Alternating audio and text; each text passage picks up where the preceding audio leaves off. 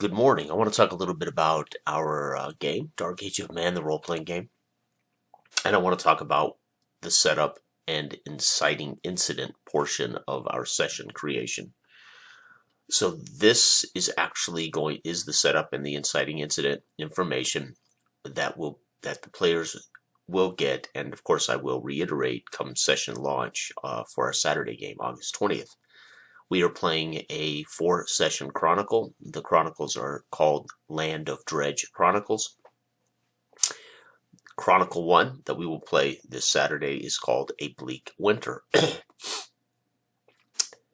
So we teach in Dark Age of Man how to build basically a one-page session setup. Make sure the players know enough, make sure they understand what the initial problem is. Then there's a couple of pieces of information for the GM, and then there's the random seed chart, and I've talked about this before. And of course, how they can earn repute in session guaranteed versus the luck of the draw of doing something heroic, right? Which should occur at times, but isn't always going to happen. There isn't always going to be an opportunity to earn repute if you just depend on heroic actions. So I want to talk about the setup, of course, puts them into the exact what's happening right here, right now, what's relevant. And then the inciting incident is ultimately, these can be one-sentence phrases. Matter of fact, for a lot of the pre-written material that it comes with the game and the Guilford chronicles that I have made available for the game, they are much shorter bits of information. But because we are going to be playing a chronicle, I wanted them to have more information for a number of reasons, and I'll kind of note those as we go.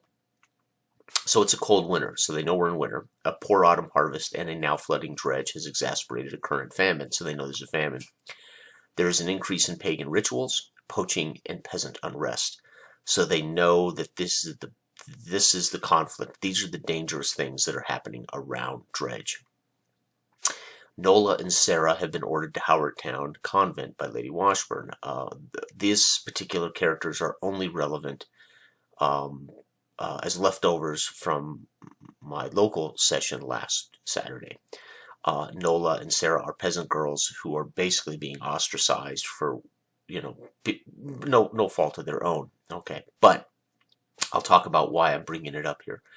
Lord Washburn has ordered an ask and investigative Peen and his pagan cult. Peen was captured in the local session Saturday, and he was the one who led them to the cult wizard or the cult witch that they killed. My local group. Okay. So the setup is going to give them options, right? They know the situation, but here's the thing. They also know there are pagan rituals occurring, poaching, peasant unrest. They also know Nola and Sarah will probably need our potentials in game, and then of course they know that there is an actual investigation of Peen and this cult in the area.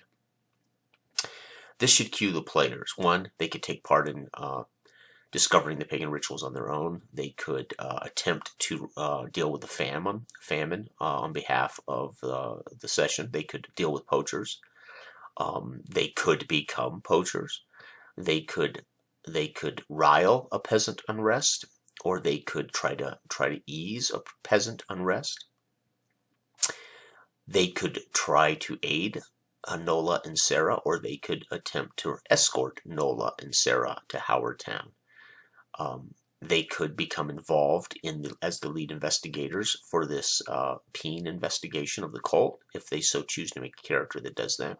Okay, or not, right? So in the first paragraph, the players are aware that there's these things that they're ultimately going to be surrounded by, and that they should or can engage in. They don't need me to put them on rails. They don't need me to write them what they're going to do. I give them options in just the first paragraph. All of this should spark their imagination as to what is going on around them they might get involved in. Criminals hang from every stout tree along the roads and trails and at the crossroads and on the hilltops for all to see. Dredge is a terrifying place to be today. As if war lay upon it, Father Falcone preaches from his dais in the village center.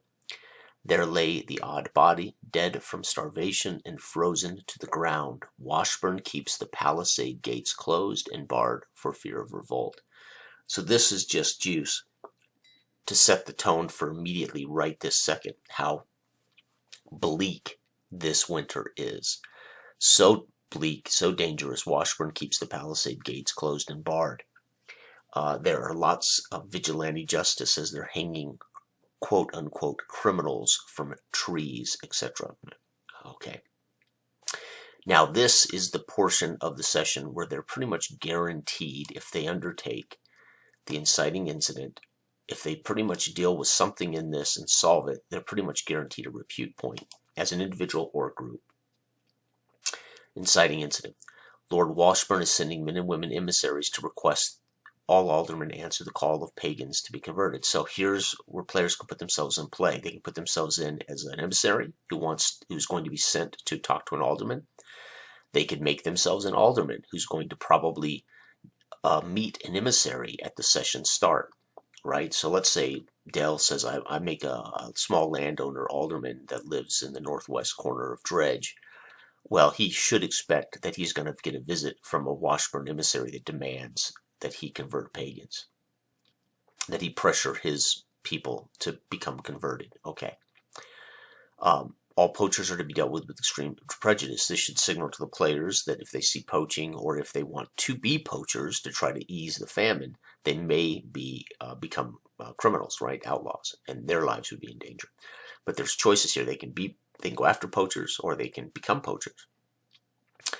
Any and all food stores, meat stores, fish stores to be heavily guarded. Here's an example that they can work to go get more food to improve the state of Dredge.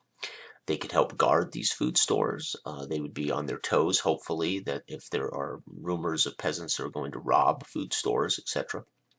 All of this should spark in their imagination things that are going to be a problem that should be dealt with or paid attention to.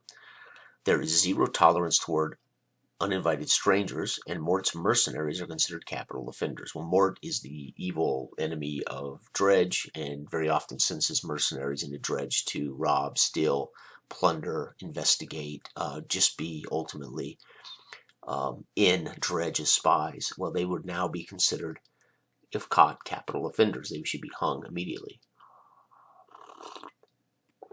There is zero tolerance toward uninvited strangers. In other words, pilgrims and people passing through Dredge right now would be uninvited because of the famine. They don't want any more mouths to feed unless they're bringing food, right?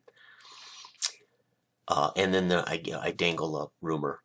2 Irish pilgrims claimed they escaped starving peasants to turn cannibals on the east bank of Dredge. The east bank of Dredge should be important to the players because Dredge water that they're currently ultimately residing in is on the east bank of Dredge, which means these pilgrims claim they escaped peasants that are somewhere along the east bank of Dredge, if this is indeed true. And then finally, a note to myself and to make sure I tell any player in the session who is a peasant that they will start fatigued because they are starving. So if any player has a 0 prestige to start the game, their character will be fatigued as they are not. They're not in a condition to get more food without being given more food, right? Or they could, of course, become poachers, etc. So this is how we make a naive narrator game. This is how we set up a naive narrator presenter. And we present a place where the players are utterly free to set themselves in the space to pursue their character and their character's motivations, understanding fully and completely what it would take for them to be successful without telling them what they're going to do. They have complete and utter agency to embrace any of these issues, black, white, gray, right? Evil, neutral, good, whatever they want to do. And depending on their character and their career, their character, how these things will be set up. Now, the game is not limited to this in any way. Brian, my local Brian, Saturday, he ignored all of it and put his character as a slave to Mort. So he removed himself for an opportunity to embrace the inciting incident and earn a repute point with the group. He was gambling that he would earn a repute through something else. In the rules, it states plainly to earn repute, you need to involve yourself in solving some issue in in the session that is a problem to earn a guaranteed repute, and then you can earn repute for amazing things that are witnessed or talked about. So even if Brian had escaped Mort, I wouldn't have bestowed upon him a repute point because no one would have witnessed it, right? He would have literally absconded in the middle of the night through the swamps, and it would have been amazing. But it's ultimately a selfish act. His repute would have, I mean, what he did would have only been for himself, on behalf of himself, and therefore, without witness or without it affecting the world, is really not going to earn him a repute point. And we discussed that, by the way, Saturday. So he was aware that he was not, I gave him an option to opt out of that start and put himself in another position, and he wanted desperately to start that way, so we let him do it. But he knew he was probably not going to get a repute point at all for the session. He ended up unfortunately dying, so it was a moot point as he took over Rory, and ended up with a repute point because he helped them solve one of the inciting incidents. So that's how we can give players complete agency, but they're not completely naive to what's happening and what they can achieve that'll be a positive upon the world, or an effect. I mean, they can actually become poachers and have a negative effect on the famine. That would earn them repute as they become outlaws, right? They don't have to be good guys. They can become outlaws and earn repute for being outlaws too, right? Okay, so anyway, I want to talk about this. How does our setup work? How does inciting incident work? This is a lot more information than in the book we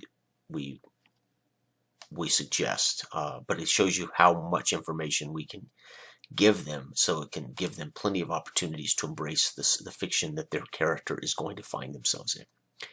So this is what my group is going to get. They already have. Actually, I sent them the setup in the inciting incident already, so they made characters kind of understanding what's happening in the world. They do not know the major and the minor dilemma. That has to be learned through actual play. That is for me. And again, if they deal with anything of if they can actually affect the minor and major dilemma in any way, they can earn a repute point, right? But this is what Dark Age of Man does for both the players and the presenter. I am a player. I am the presenter in a naive narrator seat, but none of us are utterly naive as to the variables occurring in the fiction. So we're not totally making stuff up. It's not completely without some thought, right? There is indeed a method to the madness, right? Now, once the world's set, the players introduce the truth of what they're doing and what they're embracing and where they're trying to achieve as motivations or problem solving, critical thinking. And I'm introducing random events that could ultimately affect the world and affect them and affect their goals, motivations, etc. So that's how Dark Age of Man works, and I wanted to discuss this. So anyway, thank you for watching. This is another Dark Age of Man tutorial video. Good day.